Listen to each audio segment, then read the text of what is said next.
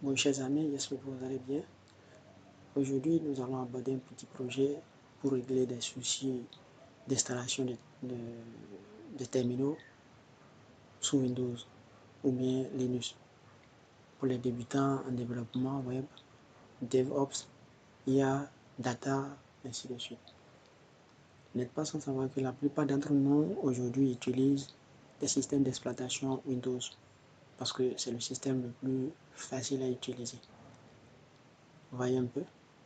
Donc, pour des développements, on a des difficultés à travailler avec des commandes, puisque le système a entre griffes, ce que je vais dire, son terminal qui est PowerShell, qui n'est pas en réalité un vrai terminal natif à Windows. C'est ça que nous utilisons tous. Voilà que PowerShell ne reconnaît pas toutes les commandes. Vous voyez? Donc, il va falloir installer des vrais terminaux afin de bien travailler de façon vraiment professionnelle. La première des choses à connaître, c'est quel terminal utiliser, comment faire mon choix. Alors, je vous fais, comment on appelle, une comparaison des terminaux que je connais. Le numéro 1, WSL, qui signifie tout simplement Windows Subsystem for Linux. Pour cette méthode-là, si vous voulez utiliser ce terminal, vous devez connaître son type. C'est Linux intégré au complet. Ça, c'est du vrai Linux. Ce n'est pas un émulateur. Il faut comprendre cela. Donc, tout ce qui est commande Linux, c'est intégré. Si vous installez WSL, vous allez voir que tout ce qui est commande Linux va fonctionner dans votre système. Si la configuration est bien effectuée, vous avez accès complet aux outils tels que apt, tels que pip, que nous connaissons, qui est lié à Python. Si vous prenez par exemple Git Bash, c'est un émulateur simplifié. Si vous voulez utiliser tout simplement un émulateur, vous pouvez passer par là. Les commandes Linux sont partielles dans ce système-là. Accès aux outils apt, pip et autres, vous n'en avez pas.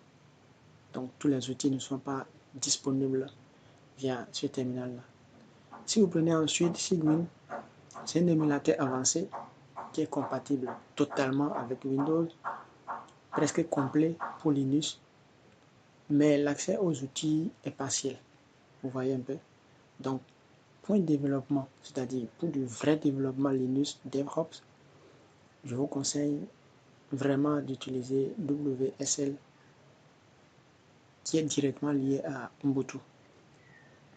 Vous voyez? Mais si vous voulez faire du script simple, je vous conseille du Git Bash. Si vous voulez avoir une compatibilité maximale avec votre système d'exploitation Windows, il faut utiliser Cygwin. Alors moi, je vais vous montrer aujourd'hui comment on installe WSL. Alors pour cela, la première des choses, il va falloir faire plusieurs vérifications dans votre système d'exploitation, votre machine. La première vérification, voici la première vérification, il faut connaître la version. Pour cela, c'est très simple. Nous allons procéder par une petite démonstration de façon très simple. Qu'est-ce que vous allez faire? Vous allez voir si votre système d'exploitation est compatible. Donc, pour cela, vous allez dans votre barre de recherche, vous tapez paramètres. Donc, on est là, dans paramètres, vous allez entrer dans paramètres. Dans paramètres, vous cliquez sur système à ce niveau. Et dans système, maintenant, vous allez chercher information du système. Donc, vous allez venir vers le bas. Pour les nouveaux systèmes, vous cherchez sur à propos, cliquez là. À propos, ça c'est l'information du système en quelque sorte. Et à ce niveau, vous allez descendre un peu vers le bas. Vous allez faire des vérifications. Vous voyez, type de système, c'est très important. Système d'exploitation 64 bits, processeur x64. C'est très important. Si vous avez 32, rassurez-vous que votre système ne marchera pas. Vous allez juste planter votre machine. Donc, c'est ce qui fait que d'autres personnes font des installations, ça ne marche pas et ils pensent qu'ils ont mal fait. Non, il faut vérifier d'abord votre système. En dehors de ça, il faut vérifier maintenant la version de votre machine, la version du système. Vous voyez ici la version installée. Bon, chez moi 2022 et build système d'exploitation. Vous voyez 19045. Si vous avez une version antérieure qui est inférieure, dont la valeur est inférieure à 14 000 et quelques, votre système ne marchera pas, l'installation ne va pas marcher. Donc assurez-vous que vous avez une valeur ici supérieure à 14 000 environ. Vous voyez, pour que l'installation Ubuntu WSL ne marche et du moins marche dans votre sous-système Windows. Alors après cela, qu'est-ce qu'il faut faire? Nous allons revenir en arrière, faire quelques configurations. Toujours dans Accueil. On est dans Accueil là. Vous allez chercher maintenant les mises à jour et sécurité. Donc vous glissez vers le bas et vous cherchez mise à jour et sécurité dans Accueil. Mise à jour et sécurité, c'est ça ici. Vous cliquez là. Vous allez voir, nous allons faire quelques vérifications avant de passer réellement à l'installation.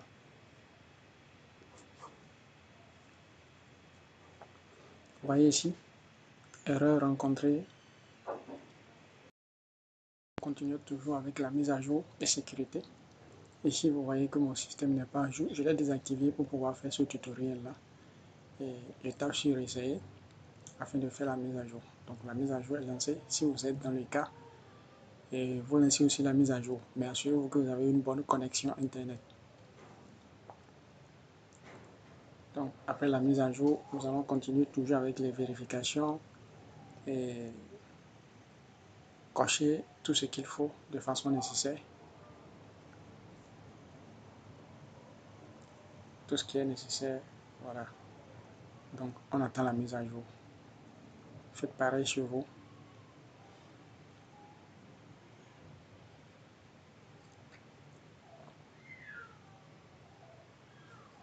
Donc maintenant qu'on a la mise à jour complète, qu'est-ce qu'il faut? Il faut venir dans l'espace développeur. On va l'activer pour pouvoir continuer. Vous voyez, moi je l'ai déjà activé. Vous allez cliquer là. Vous l'activez. Il va vous demander d'approuver. Vous allez dire oui. Donc par la suite, vous faites un pas en arrière. Vous allez entrer dans le système à ce niveau. Et vous cherchez maintenant la fonctionnalité avancée. Et pour entrer dans la fonctionnalité avancée, vous allez passer par fonctionnalité facultative. Et vous venez maintenant dans paramètres associés, ici, plus de fonctionnalités Windows. Vous entrez là, vous allez voir ce champ à cocher. Vous allez cocher ici. Voilà, sous-système Windows pour Linux. C'est tout ce qui nous intéresse. Sous-système Windows pour Linux. C'est ça qui va nous permettre du moins d'installer Ubuntu de façon sécurisée et tranquille, sans les messages d'erreur. Si vous travaillez de façon automatique, c'est-à-dire passer par PowerShell pour installer Ubuntu, vous n'avez pas besoin parce que quand vous passez par PowerShell, des commandes que vous allez utiliser vont l'activer automatiquement. Vous allez cliquer sur OK. Maintenant, après cela, qu'est-ce qu'il faut? Il faut redémarrer la machine. C'est très important. Il faut redémarrer votre machine. Et après avoir redémarré la machine, vous allez maintenant venir sur la barre de recherche. Vous cherchez Store.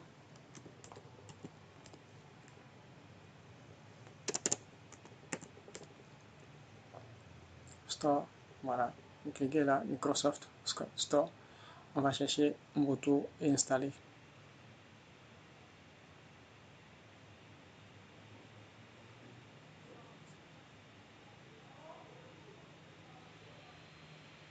Donc ici, nous allons chercher Ubuntu.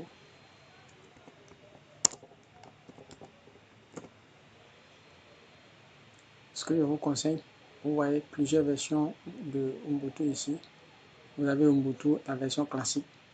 Vous avez Ubuntu 24 points, ainsi de suite. Ce sont des versions pour les développeurs. Donc si vous voulez travailler de façon professionnelle, réellement, vous allez installer entre ces deux éléments-là. Mais si vous êtes débutant, je vous conseille d'installer ceci. Vous cliquez là.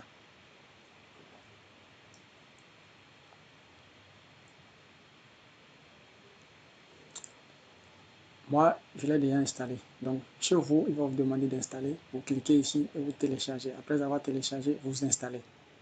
Vous voyez, après l'installation, vous redémarrez la machine. Ça, c'est la meilleure solution. Vous redémarrez la machine. S'il demande de redémarrer la machine, ça dépend de votre système.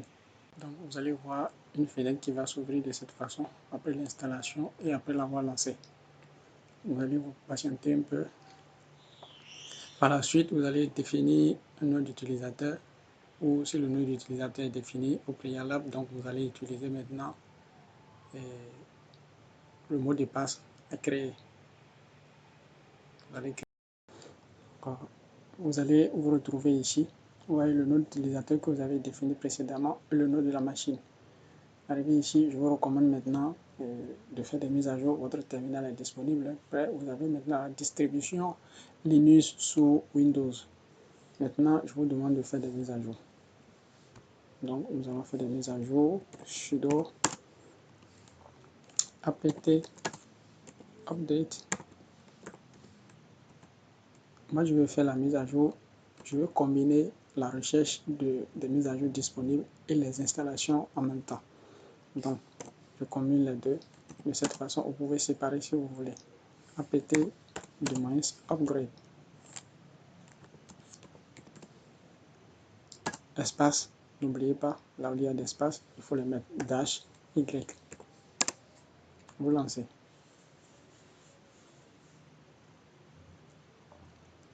Donc, on a lancé la mise à jour. Tout ce qui est mis à jour suffira. Voilà.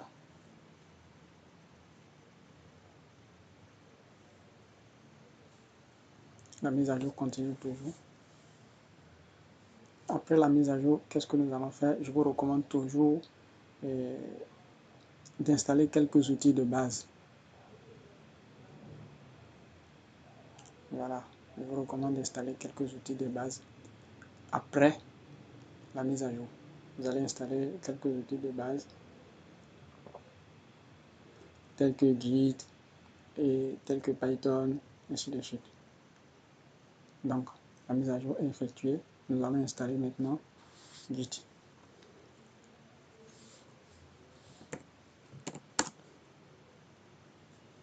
Sudo apt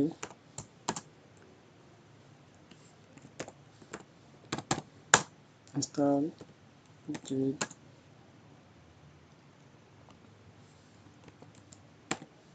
curl wget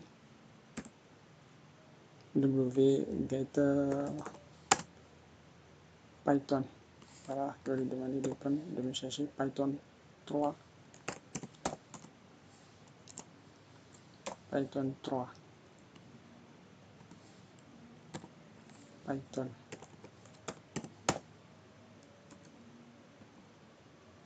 3.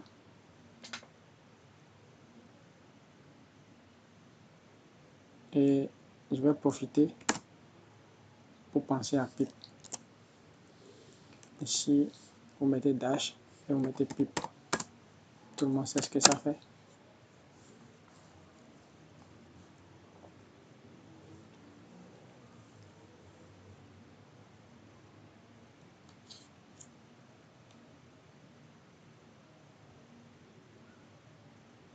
Vous voyez, do you want to continue? Il me demande si je veux continuer. Je dis oui, Y. Je continue. Donc j'ai approuvé. Il va continuer le téléchargement et les installations comme il le faut. Après cela, je vous demande toujours de après cette installation, vous devez gérer les services WSL. C'est optionnel, hein? Ce n'est pas obligatoire. Voilà, c'est optionnel. Vous pouvez les gérer comme vous voulez. Mais pour gérer les services WSL, vous devez utiliser PowerShell. Donc vous repartez dans PowerShell. Vous savez comment on trouve PowerShell. Windows R. Vous rentrez directement dans PowerShell.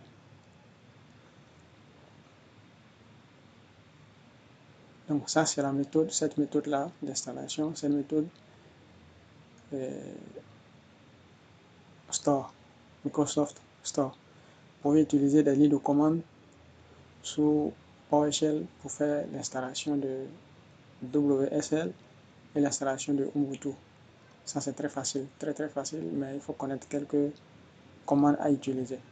C'est parce que cette méthode-là, si vous ne maîtrisez pas les commandes de base, vous n'allez pas vous retrouver. Donc, je vais partir dans PowerShell comme je l'ai dit. J'ouvre PowerShell et je passe directement à WSL.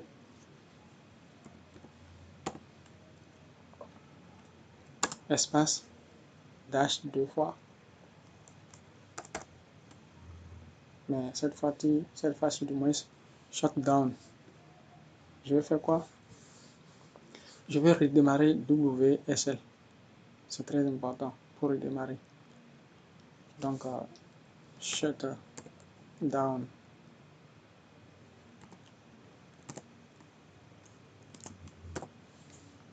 Donc, je vais redémarrer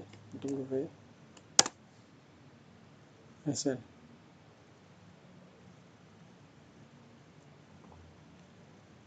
Donc, c'est redémarré. Je vais maintenant faire quoi? Je vais lister les distributions que j'ai installées. C'est très important de connaître les distributions installées. Donc, vous passez par WSL, espace, -L, espace, -V. C'est très important et vous lancez. Nous sommes dans PowerShell maintenant, n'oubliez pas. Donc, j'ai là Ubuntu, la version 2. Stop it. OK. Maintenant, je vais personnaliser mon installation. Je vais personnaliser mon installation. Bon, ça c'est au choix, hein. Vous n'êtes pas obligé. Donc, je vais fermer PowerShell. Je ferme PowerShell. Voilà, donc si vous voulez vous aventurer dans le domaine du développement, je vous recommande de faire d'autres installations. L'installation de quelques outils, c'est important.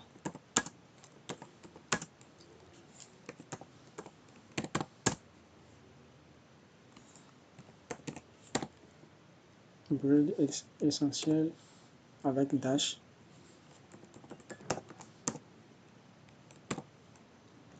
Donc, espace GDB.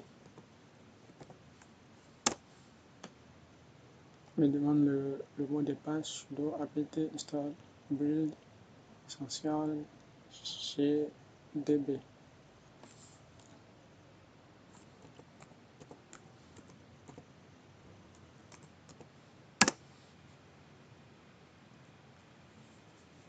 Donc, il me demande si je veux continuer l'installation. Oui, yes. Donc, tapez Y, entrée.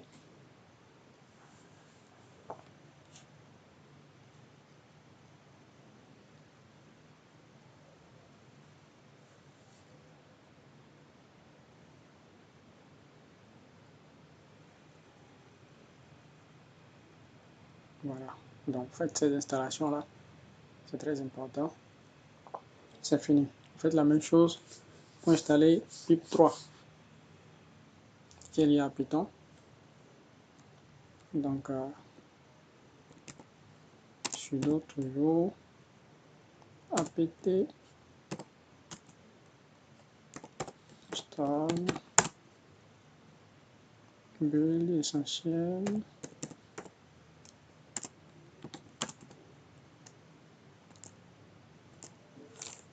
dash. N'oubliez pas, il n'y a pas d'espace.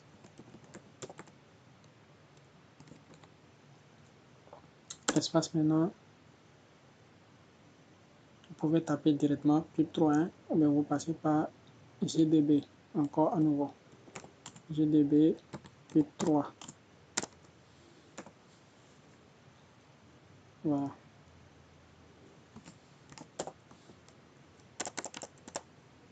pip3 install virtuel environnement. Virtual env. Voilà, pour lancer. Donc je vais installer mon environnement virtuel. Il dit quoi? Need to locate pip3. Need to locate package install.